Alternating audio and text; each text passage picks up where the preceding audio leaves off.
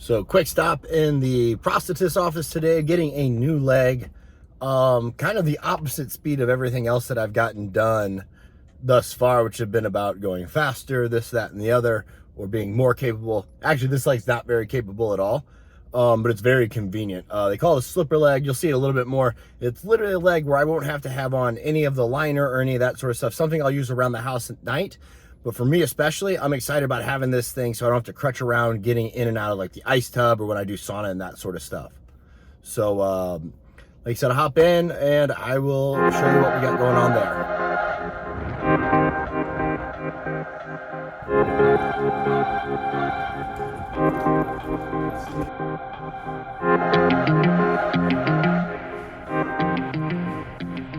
All right, so got this new little leg. So Kirk calls it a slipper leg. What's really unique about this one's not a very high activity thing. It's a high convenience item. So really the money here is being made on what's happening in this socket. So this right here is actually foam, which is very different. The idea is that I'll be able to slip this out. I've got no liner, nothing. And honestly, I could put this on without it. The sock just kind of helps that be a little bit more comfortable. Where this is really, really nice is that I am able to, again, like I said, I can just kind of slide in, boom, push all that air out. I mean, it actually even kind of works. Again, the whole concept here, I could wear it at like when I don't have my liner on, like at night when I take everything off, getting up in the middle of the night. And then the other piece that's I'm really excited about is the fact that whenever I get in and out of the cold tub, I won't have to use crutches anymore. I can just use this leg, pull this on, and we roll like that. Nice and easy, super convenient. Very, very fortunate to get to have something like this. All right, so I talked about being really excited about this new little leg. Gives me a lot of like freedom and to move around in the morning. Before I put all my stuff on, like I don't want to have my liner on when I'm getting in here in the cold tub. So having this foot right here is incredible, because before what I would have to do, and I'll show you when this is done, there's a step here, a door here, a step, a door, and a step.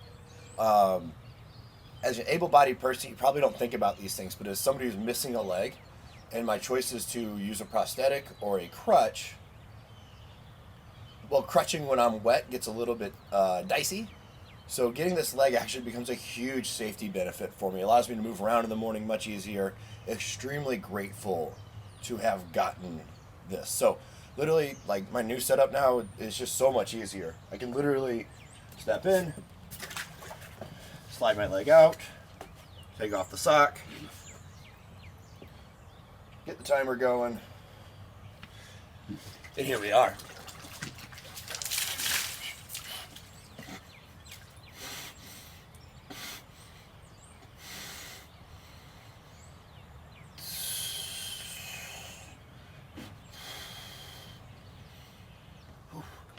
All right.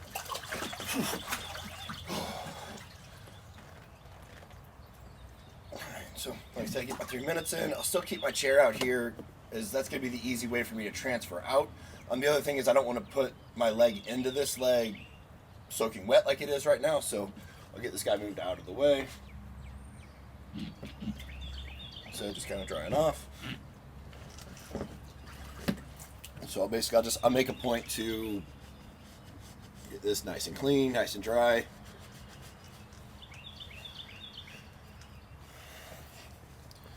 And then now, like I said, because I'm not getting on crutches or anything like that, this is just immensely more comfortable. Feels just 10 times safer, because I've definitely had a couple of them where I'm wet or the ground's wet. Maybe it rained the night before, or I overfilled the tub when I refilled it. But to be able to just hop in that simply is pretty crazy. And now, just for a little bit of reference here, this is my setup. So I got my cold tub. You guys have seen me use the chair. So I've got this set of stairs. I've got this door, stairs. To do this without crutches and to do this on essentially 2 feet, I know it's not technically 2 feet, just immensely helpful.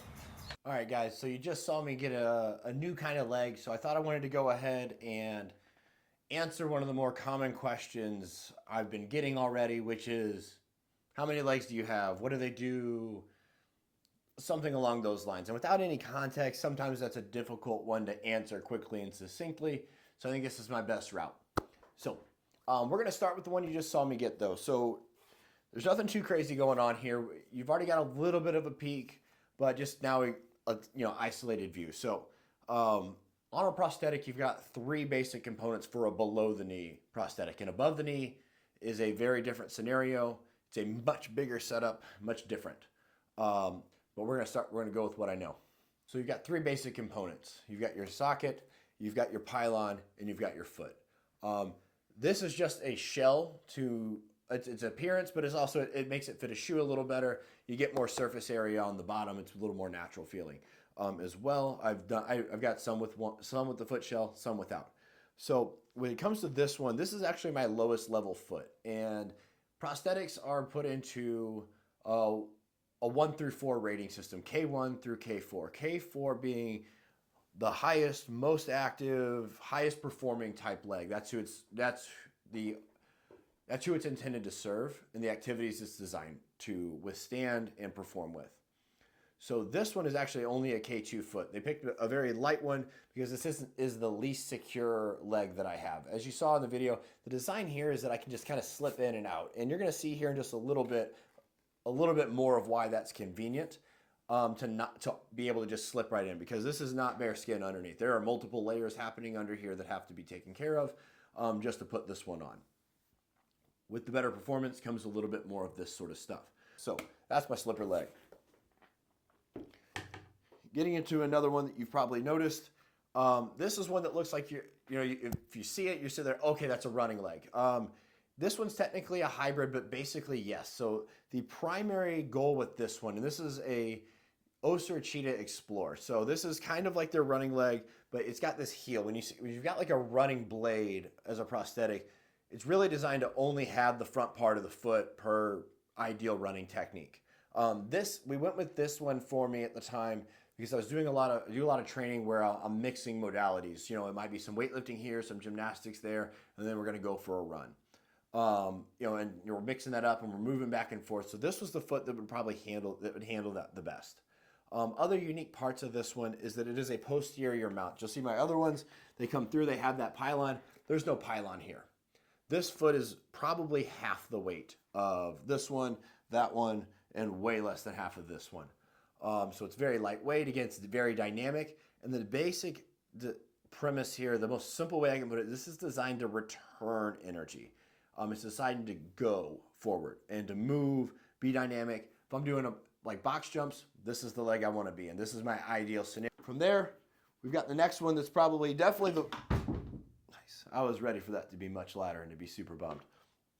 So the next one is my BioDapt VersaFoot 2, or the VF2. So this one looks nuts.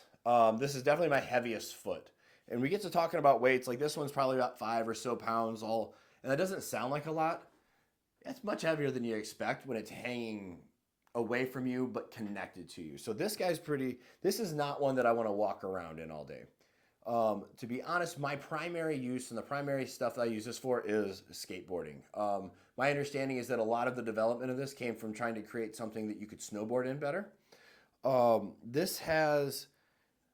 It's got this little shock in here that actually, it will, almost like a hydraulic, it will move forward. So I can actually create some of that that knee bent angle, that ankle dorsiflexion that I normally can't in any of my other feet. So again, something like skateboarding where I want to get my knees out over my toes to kind of control that weight shift and to really be on top of it, it makes a big difference. If I'm trying to skateboard, say, in my running foot, the Cheetah, it just doesn't go that well. That foot doesn't want to stay planted. It wants to be loaded and go. And then on top of that, I can't really get the knee forward, so it's harder for me to like shift weight in that leg. So again, this guy is great.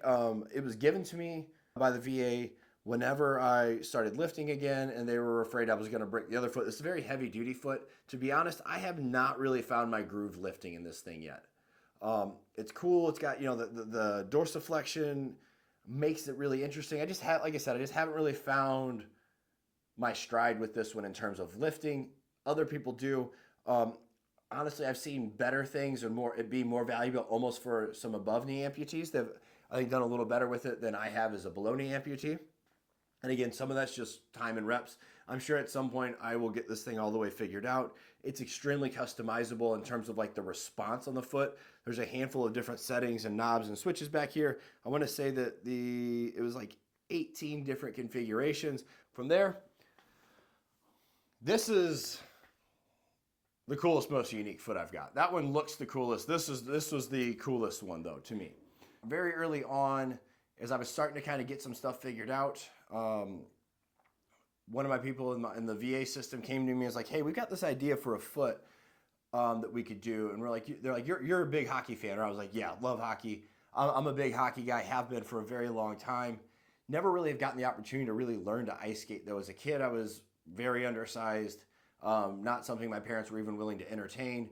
And then as an adult, when I'd be allowed to make that decision for myself, I was dealing with the nerve damage. I was messed up until I got my foot cut off at 30. So we're gonna figure it out now. So this is an ice skating leg. We built an ice skate, and by we, I had nothing to do with it. I simply got in it and tested it and used it. So this is the same foot as I've gotten here. The only difference is it doesn't have this little bit of torsion. But so this is actually like built into and onto. There is no give, no movement in here onto the blade holder, and then obviously we've got our steel on there. This is really cool. And so one thought you may have right off the bat is like, okay, Sam, why didn't you just put an ice skate on? So there's a handful of reasons. So one, if you put a foot shell on this thing and you try to get that into a skate, it's going to be a nightmare and or just an extremely long process that I just really don't want to particularly deal with. If it was my only option, I'm certain I would have ended up doing it. A little sidebar story time. When I first became an amputee, I figured out a lot of it quickly because I put a lot of work into it. The single most frustrating thing, most challenging thing that took me the longest to develop any skill with was simply putting a shoe on this thing. It doesn't seem like a lot, but you don't understand how much you use ankle extension to kind of push into the shoe, having that flexibility, ability to move toes. Plus, I don't have the world's widest feet. This foot's a little wider than mine is, probably in terms of how it fits in the shoe. So I struggled with that mightily. I mean, at a comedic level for sure. So that part of it's kind of a pain. Plus, how you want like your alignment to be is different if you're gonna ice skate versus walk around by a good bit. So that's another like extra helpful reason to have this. And then the other alternative is like, okay, well, you take the foot shell off, you're still gonna have to unlace the entire skate every time because you got to get it down into the boot. But now with this, you're gonna have a bunch of movement inside of the skate boot. That's gonna make it really difficult to do anything at a decent level that's gonna be any kind of forgiving or kind on your own joints. So that's why we went with something like this instead of just putting a skate on. Again, is not the only reason I've gotten on the ice, but it is a much better way to go. And again, I was fortunate enough that somebody had the idea that they really wanted to work on it, and I happened to be in the right place at the right time. So this thing is sick. Really, my only limitation is I don't get to the rink enough to get the time in there. Once I do that, I will definitely be looking to play a little pickup hockey at minimum. Very excited about that. So we've gone through 1, 2, 3, 4 legs. I have a vacuum suspension system, and I'm not going to get too far into that. If the time comes, maybe I'll just make that as a separate video and talk about that system and how this thing actually truly stays connected. I'm just going to hit some finer points here. So this suspension sleeve, you can kind of see some definition in here. Maybe that's because the air is being pulled out by a vacuum that's located in the foot that I'm about to show you. So as I take this off, you'll see that there is multiple things going on underneath. I've got my sock and I've got my gel liner. So to put my leg on, this is the first step. I have to put this gel liner on. This protects our limb from the carbon fiber. Second stage of that becomes socks that pretty well at any point.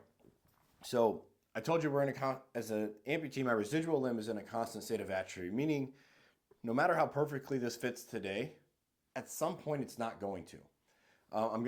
At minimum, you'll see like the shape will start to change and just generally get smaller. So you fill this in with socks. So I'm in a 1-ply sock. That's a really good fit. So I use the socks then to fill in. Sleeve goes over, boom. And so now as you get into this one, this is my everyday leg. This is the one that I spend the most time in, whereas my blade, my cheetah, is designed for energy return. It's designed to be explosive, force production, up. This one has a lot more qualities for absorption. It's got a couple other pieces. So this is one of the most common questions. Everybody wants to know what this is. So this is a hose. This hose is connected to my sleeve. And if you go down in here, we'll see how well we can see this, but this is an Oser Unity pump. So it's got a little deflector plate inside of here. And so as an ankle or the foot is kind of shaped like a C. So as I step, I compress that C. So this is the foot, this is like the ankle where you're seeing like right up here. That deflector will then get pushed down, and every time that does, that kind of pulls air. And that keeps me in a nice tight fit. And the tighter the fit, the better the performance, the healthier my leg's gonna be, the whole nine. So like I said, this one's my everyday foot. This is what I spend a lot of time in. One thing I'd recommend to all amputees, I'm extremely fortunate to have access to all of this. That's all covered through the VA. It was an injury sustained while in active duty. Everything that I do in these, I make sure that I at least have some competency to do in this one. So while this may be a better workout leg, I will still spend time working out in this one. And for some exercises, this one's actually better. Like for example, when I first started boxing, I was mostly just wearing my blade. Once I used this, the first time I used this, it took maybe 20 minutes for me to realize that this was the much better foot for boxing, because as I'm standing there, it's my lead leg, and I want stability in there, and this foot wants to go. This one's comfortable staying, rotating, moving, and it doesn't need to go anywhere. So I found that to be this is a much better for something like boxing. So not that this is even like it's a great workout leg. I pulled a 500-pound trap bar deadlift in this thing. It works just fine. I've Olympic lifted, snatched, cleaned, you name it, exercise-wise, I've done it in this foot. So just as an amputee, make sure you have competency, both from like an absolute, like making sure that it's a safety thing, but also don't limit your life because you have to have a special piece of equipment to do a thing when it isn't like the most specialty. Like, yeah, obviously like there's just certain exercises you need certain equipment for, or certain activities. But like if you develop strong competency in your everyday foot, your ability to just say yes to something goes through the roof. So those are my 5 feet. One other piece of the puzzle that I recently I've not super recently, I've been using it for the better part of half a year now. And a pitfall that I really didn't know a whole lot about early on is like my liner hygiene. So again, I've already talked about how I've got access to, like, this stuff is covered for me. Plain and simple, I've got no problem being transparent about that I don't have to deal with the regular insurance stuff, and the regular insurance stuff sucks. The liner wand is a product that can help you maximize the length and the life of your liner. So it's a hygiene product, and it covers both bases. It covers every day along with some preventative. So the first primary thing is you got these 2 wands. So this will cover you for 2 weeks worth of wear. Like I said, I typically do mine every 3 to 4 weeks because I rotate liners. All right, guys, so those are my legs. I may not have my normal foot, but I do have five spares. Great problem to have. Very fortunate, and I hope this explanation made sense and was helpful. Till next time, guys. Bye.